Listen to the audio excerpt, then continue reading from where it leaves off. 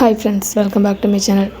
எப்போவுமே பொட்டேட்டோவில் பொரிச்சிட்டு நம்ம ஃப்ரை பண்ணிவிட்டு அந்த மாதிரி தான் சாப்பிடுவோம். இது கொஞ்சம் டிஃப்ரெண்ட்டாக இருக்கும். நம்ம இது தோலோடி தான் பண்ண போகிறோம்.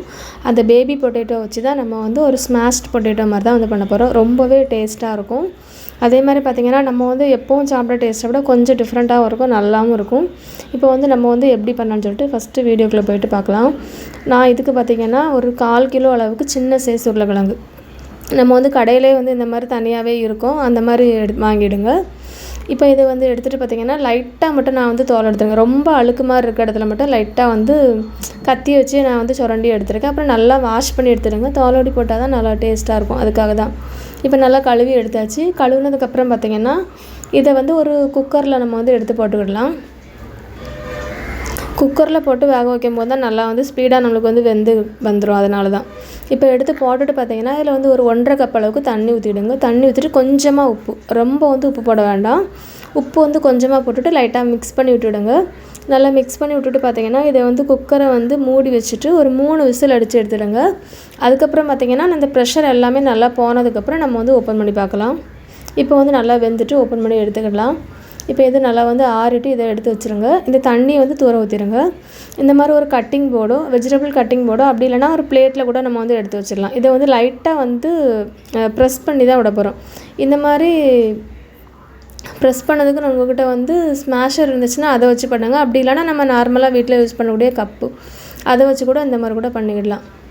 இதே மாதிரியே நம்ம எல்லாத்தையுமே ஃபஸ்ட்டு ஸ்மாஷ் பண்ணி எடுத்துக்கிடலாம். அப்போ தான் நமக்கு அடுப்பில் எடுத்து போடும்போது ஈஸியாக இருக்கும், அதுக்காக தான். இப்போ எல்லாமே எடுத்து போட்டாச்சு. அடுப்பில் ஒரு பேன் வச்சுருங்க. பேன் வச்சுட்டு பார்த்திங்கன்னா ஒரு 3 டேபிள் ஸ்பூன் அளவுக்கு எண்ணெய். நான் இன்றைக்கி தேங்காய் எண்ணெய் தான் ஊற்றிருக்கேன். நீங்கள் யூஸ் பண்ணுற ஆயிலை போட்டுக்கிடலாம். இதில் ஒரு 12 பல் வெள்ளை கூட நல்லா லைட்டாக இடிச்சிட்டு போட்டுவிடுங்க. ரொம்ப இடிபடக்கூடாது. லைட்டாக இடிச்சிட்டு இதை ஒரு 30 செகண்ட்ஸ் மட்டும் நல்லா ஃப்ரை பண்ணிடுங்க. இப்போ நம்ம வேக வச்சு வச்சுருந்த உருளைக்கிழங்கு போட்டுடலாம். எல்லாத்தையுமே ஒரே பேன்லேயே போட்டுருங்க. அப்போ தான் நம்ம ஒரே டைமே குக் பண்ணி எடுத்துடலாம், அதுக்காக தான். இப்போ போட்டாச்சு. போட்டுட்டு இது அப்படியே ஒரு லோ ஃப்ளேம்லேயே அப்படியே இருக்கட்டும். நம்ம ஒரு மசாலா ரெடி பண்ணிக்கிடலாம். ஒரு சின்ன கிண்ணி எடுத்துடுங்க.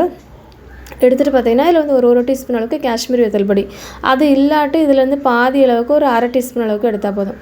எடுத்துகிட்டு இதில் ஒரு 1/2 டீஸ்பூன் அளவுக்கு மிளகு பொடி, கொஞ்சமாக உப்பு. நம்ம ஃபஸ்ட்டாக நம்ம உப்பு போட்டிருக்கோம், அதில் கொஞ்சமாக போட்டாலே போதும். அதுக்கப்புறம் பார்த்திங்கன்னா ஒரு 1/2 டீஸ்பூன் அளவோடு கொஞ்சம் அதிகமாட்டு சாட் மசாலா. சாட் மசாலா இல்லாட்டு மாங்காய் பொடி, காஞ்ச மாங்காய் பொடி, ஆம்ச்சூர் பொடி அது போடலாம். அப்படி இல்லைனா ஜீரகப்பொடி கூட லைட்டாக ஆட் பண்ணிக்கிடலாம்.